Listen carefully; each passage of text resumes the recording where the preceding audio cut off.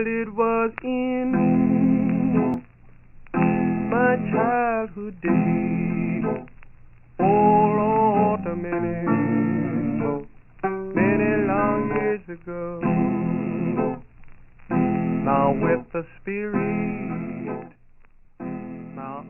To many people, It's a Wonderful Life is a classic that represents the meaning of Christmas. Many families watch it year after year and reminisce about how Christmas has affected them. However, most do not know how much of a failure the movie was originally. James Stewart was one of Hollywood's biggest movie stars before he was sent off to fight in World War II. He had starred in 28 films, been nominated for an Oscar for Mr. Smith Goes to Washington, and even won an Oscar for Best Actor a year later for The Philadelphia Story. He was doing very well for himself. His life would change significantly after spending 3 years fighting the Nazis in the US Air Force. Now a 37-year-old, Stewart returned home in 1945 to find that everything was different. Not only had his contract with MGM expired and his agent left the business, but he was now suffering from what would be later referred to as post-traumatic stress disorder, or PTSD. "I was just a little bit scared," he later told of his newfound situation. Then Frank Capra called. Stewart had already acted under Capra as director twice before, including Mr. Smith Goes to Washington. When Capra called, he pitched a film called It's a Wonderful Life. An author named Philip Van Doren Stern was frustrated that no publisher would print his short story, so, hoping it would not be a complete waste, a copy was sent to friends as a 21-page Christmas card instead. When producer David Hempstead came across it, he bought the movie rights immediately. "You play a fella in a small town," Capra described to Stewart, as the actor would later recollect. "You get married, you have all these kids, and your father dies, and you have to take over the building and loans, and finally you're going to kill yourself. You're going to jump off a bridge, and an angel by the name of Clarence comes in to help you, but he can't swim, so you go down and save the..." He trailed off. This doesn't sound very good, does it? In dire need of more acting work and trusting in Capra completely, Stewart just asked one thing: when do we start? That was a very complicated question. It's a Wonderful Life was going to be produced by RKO Pictures originally, but had a rough beginning. RKO decided to icebox the project after 3 shoddy scripts were created, one of which was by Dalton Trumbo. After Capra joined the movie production, he quickly understood the movie's potential.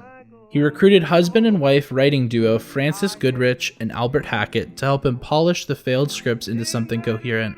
The 3 did not get along. "Frank Capra would be so condescending," said Hackett. "When we were pretty far along in the script but not done, our agent called and said, 'Capra wants to know how soon you'll be finished.' Francis said, 'We're finished right now.' We put our pens down and never went back to it." Even so, the pair were given final credit. However, with uncredited help from writers such as Joe Swirling, Michael Wilson, and Dorothy Parker, it was Capra who finally completed the rest of the screenplay. In April 1946, production finally started on the movie. Instantly, the cast and crew felt confident they were creating something truly special. Bedford Falls, the sleepy, imaginary town in which the story develops, was one of the most influential American film sets ever created. The set spanned across 4 acres, with 75 fake stores and buildings, a 3-block main street, and 20 full-grown oak trees. The special effects department, unhappy with the traditional method of painting cornflakes white in place of snow, invented an innovative, exponentially more convincing chemical flurry for the wintry setting.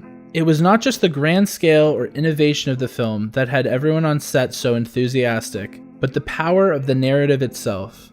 Stewart plays George Bailey, a young man with fantasies of shaking off the dust of this crummy old town, becoming an architect and traveling the world. Nevertheless, slowly, he feels the walls of Bedford Falls closing in on him. Pushed to the verge of suicide after a lifetime of sacrificing his own dreams in an attempt to help others, Bailey gets visited by an angel called Clarence, who shows him what the world would have been like without him. "Each man's life touches so many lives," says Clarence. "When he isn't around, he leaves an awful hole, doesn't he?" The story truly touched Stewart, who is still suffering from the war's impact on him. In one early scene, his character is in a roadside bar, praying to a god he only half believes in with an almost unwatchable desperation. "I'm not a praying man," he says. "But if you're up there and you can hear me, show me the way. I'm at the end of my rope. Show me the way, God." As he rubs a clenched, trembling hand against his mouth, he starts to cry. That moment, which actor Carol Burnett later declared as one of the finest pieces of acting anyone has ever done on screen, was all improvised and was not in the script at all. As I said those words Stewart articulated in 1977, I felt the loneliness, the hopelessness of people who had nowhere to turn, and my eyes filled with tears. I broke down sobbing. That was not planned at all. By the completion of the movie's filming, nearly everyone involved was convinced of its inevitable success. I thought it was the greatest film I ever made, said Capra. Better yet, I thought it was the greatest film anybody ever made. The world did not agree. When it opened in 1947, It's a Wonderful Life fell well short of breaking even, as Janine Bassinger, author of the It's a Wonderful Life book, indicated. This was the first complete Christmas after the war, and cinema-goers were looking for complete optimism. It's a Wonderful Life, despite its cheery title, did not provide that. The critics were also unconvinced. The New York Times critic Bosley Crowther wrote that the weakness of this picture is the sentimentality of it, describing George Bailey as a figment of simple Pollyanna platitudes. The New York Republic's Manny Farber accused Capra of taking an easy, simple-minded path that doesn't give much credit to the intelligence of the audience. The film ranked 26th in box office revenues for the year. By the end of 1947, said Stewart, the film was quietly put on the shelf. For a few decades, that was where it stayed. However, slowly and surely, the film was rediscovered and revisited. Its resurrection was catalyzed by Republic Pictures, who owned the film's copyright. The studio had such little faith in the film that they failed to renew the rights for a second term in 1974. American television channels quickly sprang on the opportunity to broadcast the free content. That alone would not have been enough, of course, were it not for its wacky wit, its truthful performances, and the enduring poignancy of its central message that no man is a failure who has friends. It's a Wonderful Life has hardly been off TV and film screens since, and has since been considered one of the greatest films Capra ever made. Better yet, one of the most impressive movies anybody has ever made. The film has a life of its own now, said Capra in 1984, and I can look at it like I had nothing to do with it. I'm like a parent whose kid grows up to be president. I'm proud, but it's the kid who did the work. Perhaps the kid he was referring to was James Stewart, who is undoubtedly the film's heart and soul. The movie simply refused to stay on the shelf, Stewart said. Those who loved it a lot, and they must have told others. They wouldn't let it die any more than the angel Clarence wouldn't let George Bailey die.